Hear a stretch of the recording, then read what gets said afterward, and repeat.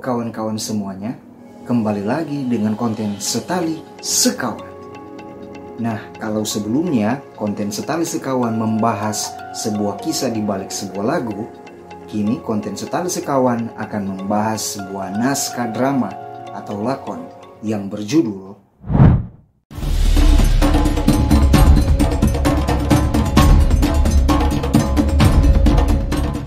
Naskah teater ini ditulis oleh Rahadi Gedoan atau dengan nama pena Iye Kadige, atau dengan sapaan sehari-hari dipanggil dengan Mbah.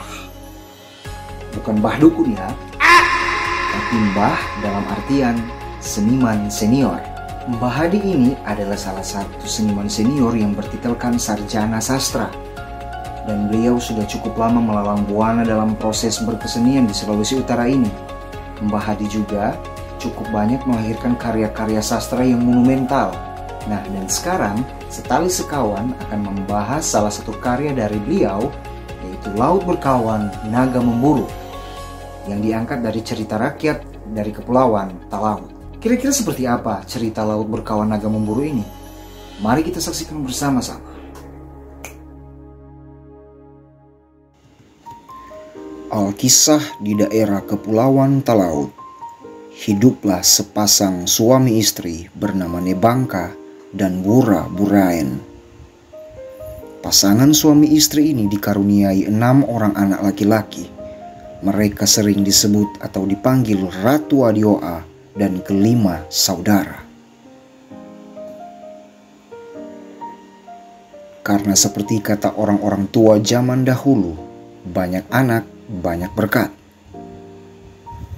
Suatu hari Wura Buraen yang sedang hamil anak ketujuh berjalan-jalan mengitari daerah di sekitaran.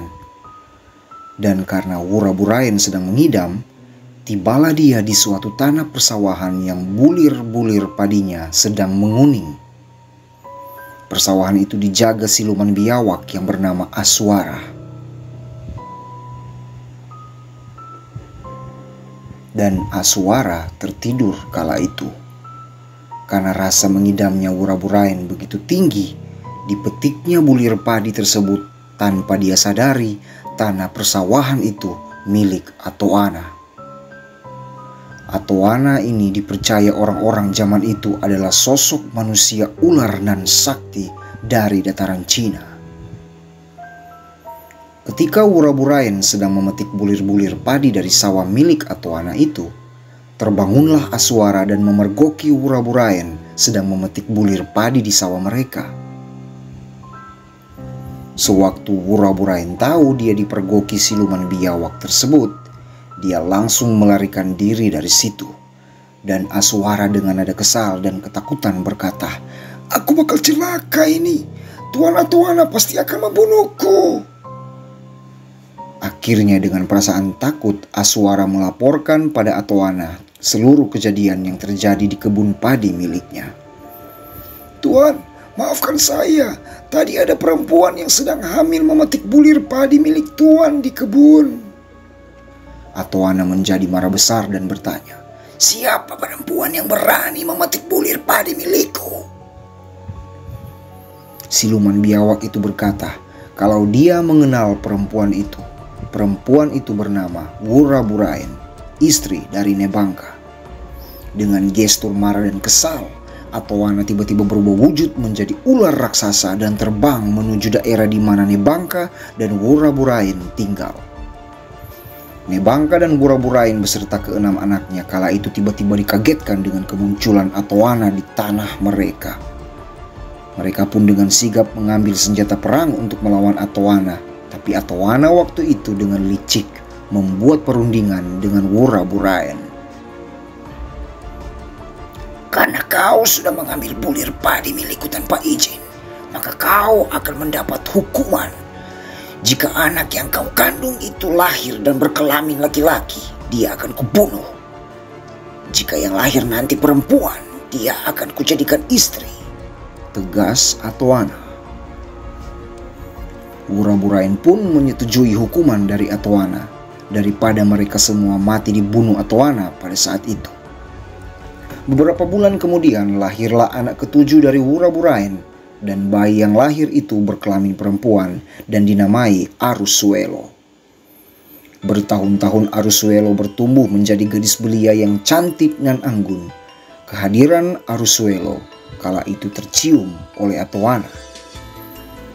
Dan seperti janji Atoana, dia akan mengambil perempuan itu untuk dijadikan istri.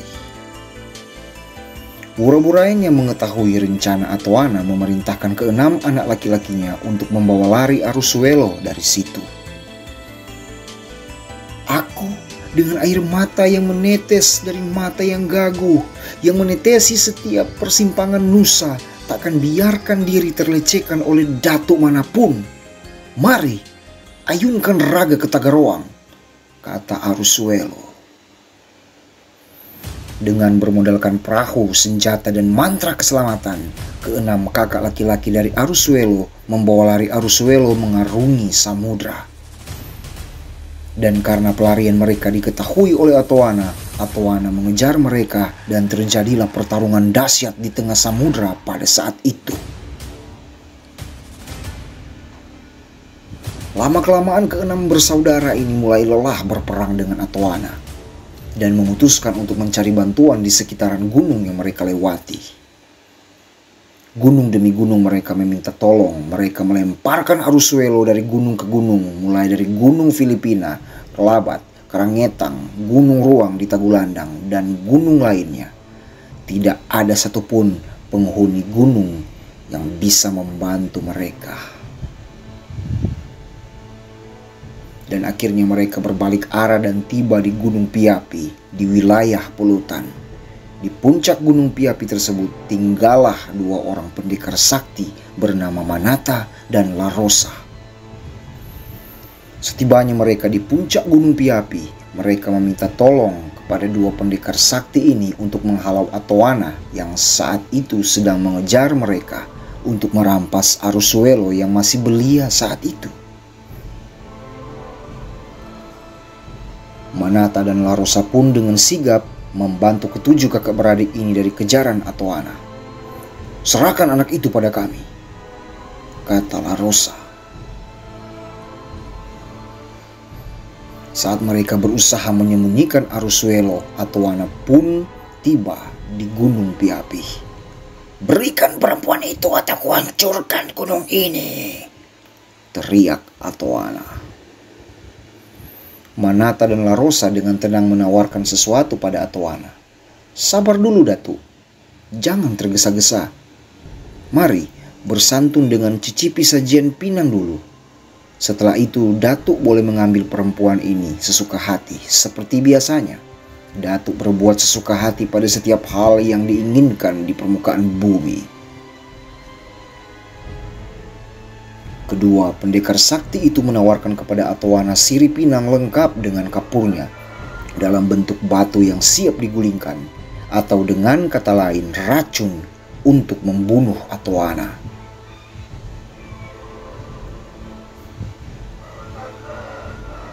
Dan dengan sumringah Atoana memakan sirip pinang itu dengan harapan setelah memakannya dia akan segera menikah dengan Arusuelo.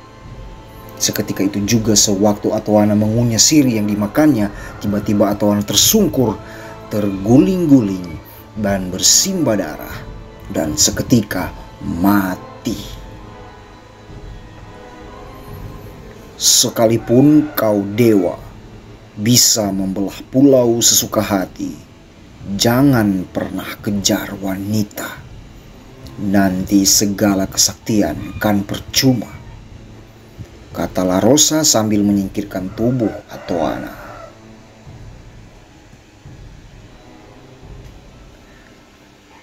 Hingga kini Atoana menjadi batu di sebuah pantai di kaki Gunung Piapi. Di puncaknya ada ngarapitu atau 7 pintu, penanda kehadiran 7 leluhur yang keturunannya kelak menyebar hingga ke seantero dunia. Nah, itulah cerita singkat dari Naskah Laut Berkawan Naga Memburu karya I.E. Hadige.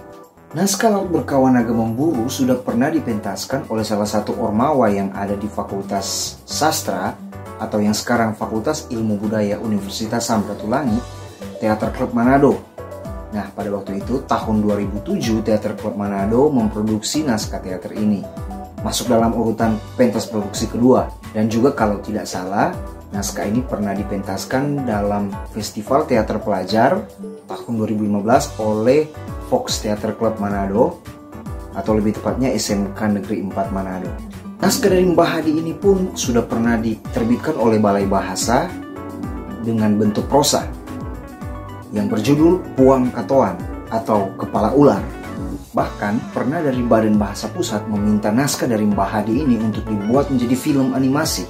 Jadi untuk teman-teman seniman di luar sana, kawan-kawan seniman atau kreator atau pekerja seni, sutradara yang ingin menggarap naskah ini menjadi sebuah pertunjukan, silakan kontak Mbah Hadi. Atau mungkin ada kawan-kawan yang ingin berdiskusi atau mencari tahu lebih detail atau lebih dalam tentang cerita Laut Berkawan Naga Memburu ini, bisa langsung hubungi Mbah Rahadi Gedoan. Mungkin ada di luar sana kawan-kawan seniman yang tahu persis cerita folklore ini, atau mungkin kawan-kawan kreator atau mungkin sejarawan yang tahu persis cerita dari Laut Berkawan Naga Memburu ini. Jika ada salah penyebutan nama atau salah penulisan nama, mohon dimaafkan. Jikalau ada teman-teman kreator atau teman-teman seniman yang ingin karyanya atau naskahnya itu dibahas di konten ini, silakan menghubungi kontak Setali Sekawan ya. Nanti kita akan bahas sama-sama.